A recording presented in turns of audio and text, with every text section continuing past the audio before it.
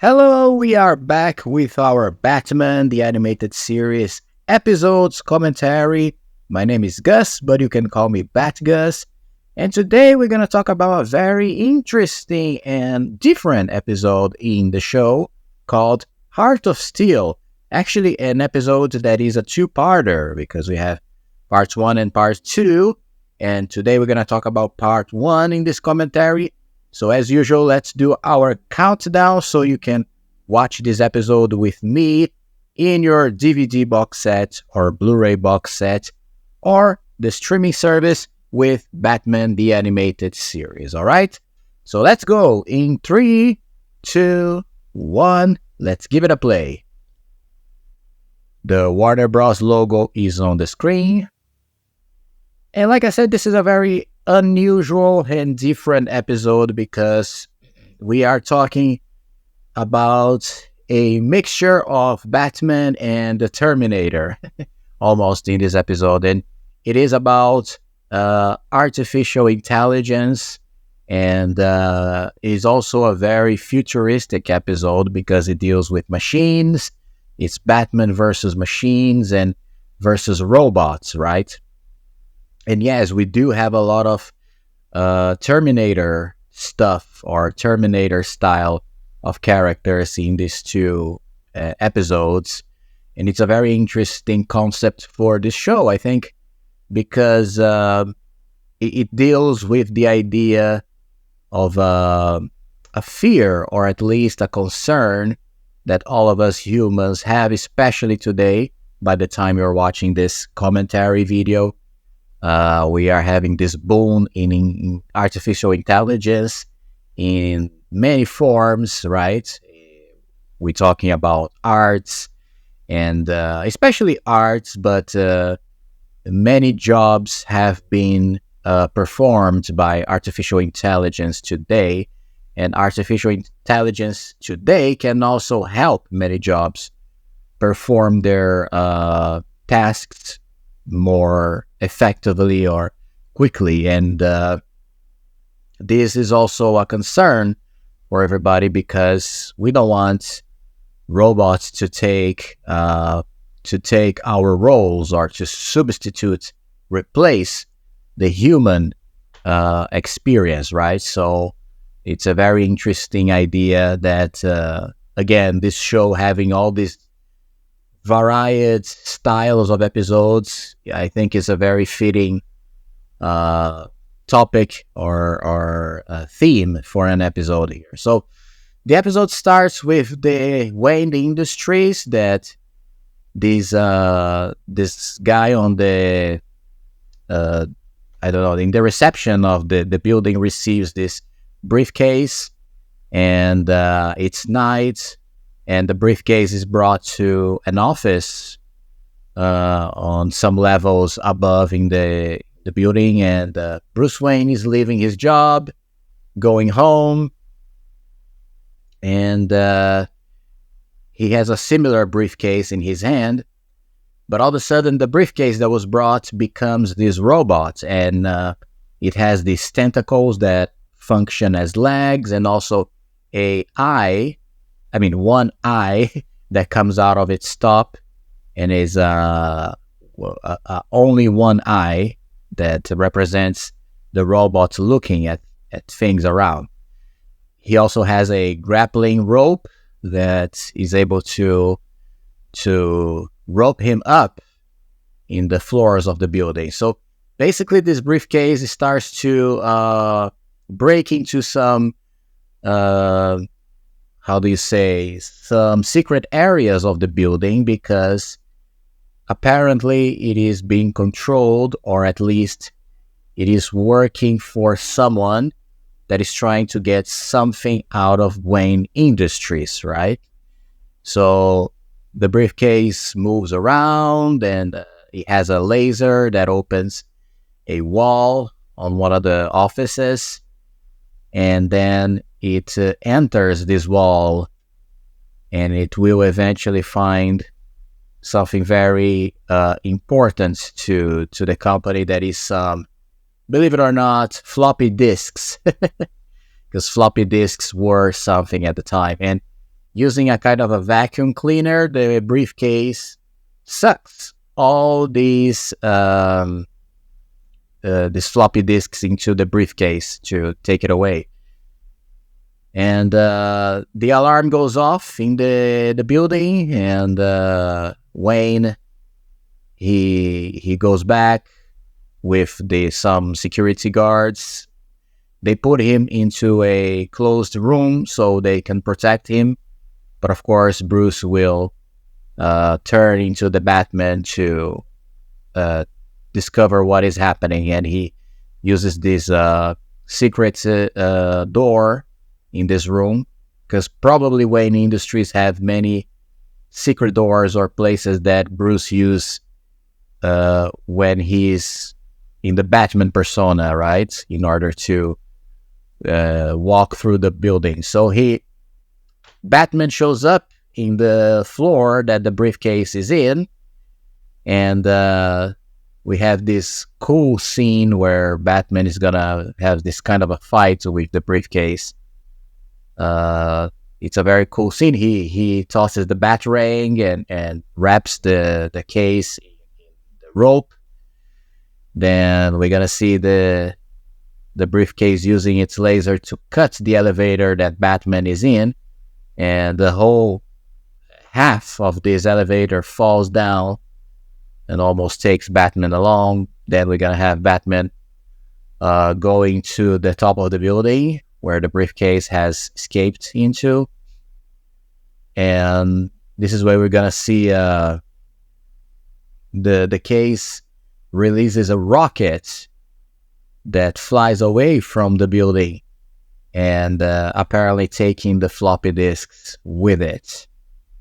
And like I said, Batman has all these secret areas or things in the building, and he takes the bats. I don't know how to say this. I'm gonna call those wings, right? That he uses to fly huge distances in the sky. I forgot the name now, what it is. If you guys can remember, please comment below. But those wings that he can bend and open to use to fly. I was gonna say bat plane, but it's not a bat plane, of course, right? It's just those special wings. But anyway, the rocket falls onto a beach where he found a woman, the woman that brought the briefcase to the building in the first place in the beginning of the episode, and she's the one who takes the rocket with her in a car, and she removes the floppy disks from the rocket, and so Batman finds the vehicle, and it is driving on the road, and he tries to follow it, but then the vehicle also has some weapons and starts to fire some bombs at him in midair, and they eventually blow half of his wing, and he falls onto the shore of the beach, right? And also, I would not call this the Batwing, because the Batwing is the Batplane. But anyway, he ends up falling on the shore. He almost dies, but he's still alive, all wet and soaked. But now he knows that there is a woman that is responsible for what happened, and she's a blonde woman, because the woman driving the car was a blonde girl. So then Batman goes to the Batcave, and we are introduced to this huge arm that comes down from the ceiling of the cave to grab anything, right? Objects and these things. And he controls the arm to grab his wings that were all soaked by the ocean water. And he spreads the wings to let them dry. Meanwhile, he talks to Lucius Fox in the company. In this version of Batman, I don't think Lucius knows who Batman is, right? He basically knows what. He knows only Bruce, so it's a very interesting take on the industrialist Lucius Fox that in probably most versions knows who Bruce Wayne and Batman is. And that's why he comes up with all the tools and the transports and all the bat weapons that he has. And it's interesting that here he doesn't know really who he is. And he actually doesn't have anything to do with the Batman's gadgets and Batman's vehicles and all that stuff, which is here he's just a character. So I think when they did Batman Begins, they actually decided to use the character for something like being the James Bond's Q, right, for Bruce Wayne. And I think it's an interesting and intelligent decision. We now are in a scene back in Wayne Industries. But before that, we had Batman talking with Alfred on the Batcave about artificial intelligence, and that was an interesting discussion, right? Because Batman knows that robot that attacked the industries, the building, it was a artificial intelligence robot. Also, we saw for the first time in the scene, now it's not in the scene anymore, but in the scene in the Wayne Industries, we saw Barbara Gordon for the first time in the show. I believe this is the first time she shows up in the show, right? I think I'm right. It's the first time she shows up in the show, and she's the daughter of Commissioner Gordon, of course. And here she's not Batgirl yet, which is a very interesting thing because Bruce Timm and Paul Dini decided to introduce her character before, so we can have a hint of her future, right? So she comes up in the scene just as a character, and she actually has a teddy bear, which is a funny scene, and she shows the teddy bear to Bruce and all that stuff. Then we go to Bruce visiting a how do you say, this guy who creates machines in an island near Gotham City, and his name, which is I just forgot, because again I always watch the shows, without watching previously. I mean, with it, I watch it many times, but I don't remember all the details. But anyway, he's the creator of Hardak, and Hardak is a huge artificial intelligence machine that is inside this island, this building in the island where the guy works. And he is introduced to the woman that in the beginning of the episode took the briefcase to Wayne Industries, and she appears again as this assistant to the engineer that created Hardak. And Batman gets, interested in her because she's really beautiful. And by the way, the name of the doctor is Carl Rossum, right? Yeah, he's the guy who created the Hardak machine, and also is creating some robots in this building. And these robots will play a very important role later. Also, the name of the woman is Randa Duane, right? So now we know their names.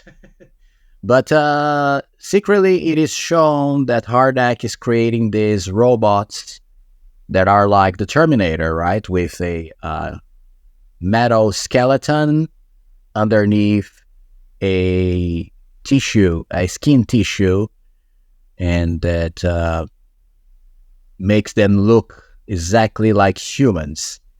And he talks, Hardak, the computer, he talks and he says uh, to Rhonda that he created the first replica or replicant that will be used in tonight's mission, and we don't see its face for now. But later we go to Commissioner Gordon's house and somebody knocks on the door, and Rhonda shows up with a replica of Gordon, right? A robot that will take his place. And after that, we're going to have this scene where Barbara sees her father in the house, and he's very cold with her, talking like a robot, basically, and she really doesn't understand what's going on and starts to get suspicious about the whole thing. While this is happening, let me talk about this episode in general. I believe I saw it for the first time, not when I was a kid for some reason, but I only saw it when I got the DVD set, the box set, many years later, and that was probably about 2006, when I got the first box set I got in 2006, that's for sure, but I guess I got the second one or in the same year or 1 year later. And I have never watched this two-parter for some reason. So when I watched it, was very surprising to me, this story being on the show. But I thought at the time that it was a silly idea and a silly episode. I didn't like it so much, to be honest. I thought it was, just one of those episodes that were kind of, forgettable. Because the whole robots thing was so silly, and having these replicas that are perfect copies of the characters in the show, without too much explanation, was just too silly. And later in the second episode, we have these scenes where the replicas fight Batman, and they move very weirdly, or they move like strange robot spiders. And I always thought, having Commissioner Gordon, this old man, moving like that was just too stupid. So I didn't like it at all. But with time, watching it again and again, I started to get some appreciation for the episode, and I started to enjoy the moods and the mystery that the episode had. Plus, it is an interesting idea to have this artificial intelligence in the 90s already being this kind of concerning concept. And movies like Terminator or The Matrix, they all had this very interesting idea or concept of machines taking over, or at least trying to control the humans, which, when we have jobs being removed from people to be given to AI, for me, it's very disturbing. And also to have movies or pieces of art being created by AI is also very disturbing. And for me, it doesn't have any value. So, when we see humans creating content on YouTube, like I am doing now, or creating real art that comes from their brains, that comes from their own imagination, that's what I like. That's what makes the whole connection human, right? Between human and art. So AI is something that I'm totally against it. and I don't like it at all. But anyway, the episode now is with Bruce. He had this dinner with Rhonda. They have a date in the mansion. And during the date, Lucius Fox calls Bruce, and he quickly goes to the company to talk with him, and they discover some things about the artificial intelligence, and actually discover that Rhonda has something to do with the floppy disks robbery of the last night. So Rhonda stayed at the mansion by herself, and then Alfred was going to talk to her and serve her with something, and she knocked him down with some electric charge, which is it is a little funny, the scene where he's electrocuted by her. But she, using her technology, she is able to break into the Batcave, and she contacts Hardak to say that that Bruce Wayne is the Batman, that she just discovered it. And she's going to hack into the Bat computer, right? To control it and make it come to life against Batman. So Bruce arrives back at the mansion, and he finds Alfred unconscious. So Alfred doesn't know what happened. So that's happening. We're gonna see Bruce dressing up as Batman, suiting up, and going down to the cave to check on the Bat computer. And this is where the Bat computer is gonna go haywire and crazy. And since it was hacked, the mechanical arm that we saw before in the episode is gonna come down and grab Batman and take him to the roof. And this is where the episode ends, with the to be continued for the next episode. So this is it for now, guys. Thank you very much. We're gonna comment on the next part, Heart of Steel Part 2, in the next video. All right. So if you are liking this content, please don't forget to subscribe to the channel and leave a like in this video. See you in the next Bat video, and bye bye.